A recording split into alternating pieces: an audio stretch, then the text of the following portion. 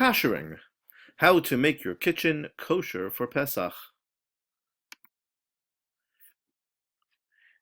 Allow me to introduce you to Billy Blia, that cowboy well known to us for his mischief in our kitchen. A Blia is an absorption of something, whether non-kosher or chametz, something that we don't want inside our kelim, inside our utensils.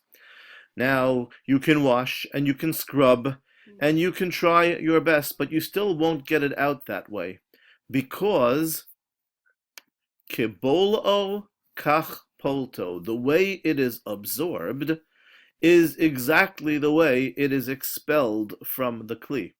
And therefore, you can clean all you want, but unless you apply the same level of heat through which it absorbed the non-kosher or the chametz absorption, you won't be able to use it for Pesach. And that means that there are, generally speaking, two forms of kashering that sometimes have to be done. One is if something absorbed through cooking in water, then the way it expels the absorption is when you kasher it by putting it into boiling water. A good example would be if you cooked your farina, you cooked your ballpark franks in using utensils. You want now to take that absorption out of the utensils to be able to use them for kosher or to be able to use them for Pesach. So then you would have to leave those utensils unused for 24 hours and then immerse them into boiling water, which is on a rolling boil in a big pot, which doesn't have to be kosher for Pesach, but has to be on a rolling boil.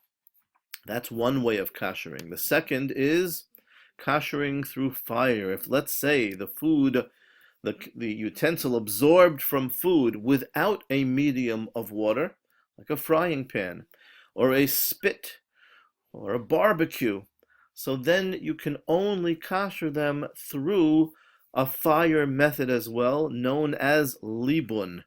Now, libun might mean a blowtorch, but for those who are scared, as I am, of blowtorches, one way that today can approximate what a blowtorch does is by putting an item like that, whether it be a grate from the top of a stove or other things, into a self-cleaning oven.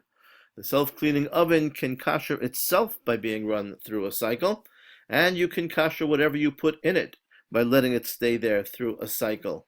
It may not be too pretty when you take it out, but it will be kosher or kosher for Pesach. What does that mean on a practical level?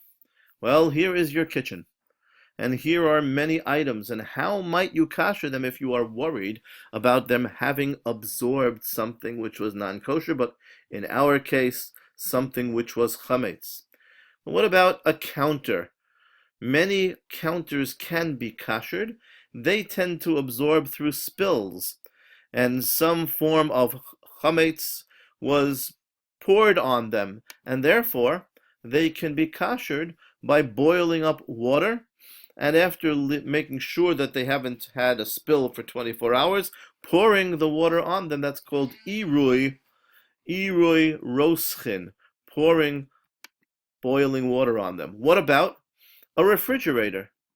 You will find some sources that say that you have to cover, you certainly have to clean everything carefully and make sure that there aren't crumbs and so forth. Some authorities ask you to cover the shelves. That can be rather counterproductive because if you cover without making holes, you can cause the circulation of the air to have problems and the food can get spoiled. And in point of fact, you probably don't have to cover the shelves because everything in a refrigerator is cold and it will not absorb from foods that are in it, even if those foods spill. What about pots and pans and silverware? So we said that pots that absorbed through cooking with a liquid medium can be kashered through the boiling water method. Leave unused for 24 hours and immerse in a rolling boiling pot, and then rinse off in cold water. Presto changeo. then the frying pan, we said, really needs a much stronger form. It needs the libun, which nowadays the best form of libun available to us is a self-cleaning oven.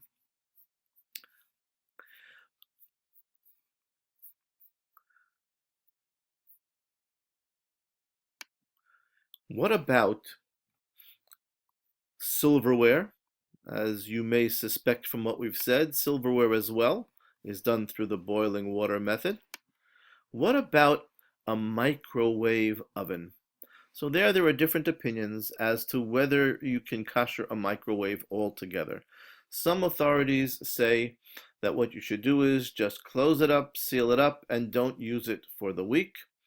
I encourage that, but if you do want to kasher it, so first of all, you have to make sure what it's made of inside and that the walls don't get hot when you are cooking in it, and that it isn't also a convection oven. If it's also a convection oven, all bets are off. It can't be kashered. If it is made, if the walls get hot, you have to treat it as a regular oven and you really can't kasher it. But if the walls are not hot, and it's made of something like plastic, and there are those who allow the kashering of plastic, so then what you would do according to some authorities is you would wait for 24 hours and make sure it's clean. Then you would boil up a cup of water because it absorbed through mist. And so the vapors that you create will cause it to give back whatever it absorbed. And then you would do it a second time on a different spot to make sure that you've gotten the spot on which the cup was resting. So if one must, and all the conditions are met, that's the way one would kasher a microwave. A dishwasher is a complicated issue, and one would consult their rabbi as to whether it is allowed to be kashered altogether. In many cases, the problem is that it simply cannot be kashered, cannot be cleaned properly, because of all of the nooks and crannies, and therefore it's not a simple thing. If there is an emergency situation, certainly talk to your rabbi and see if something can be arranged. Here are some basic ideas concerning kashering. Of course, there are many details that we can't deal with right here.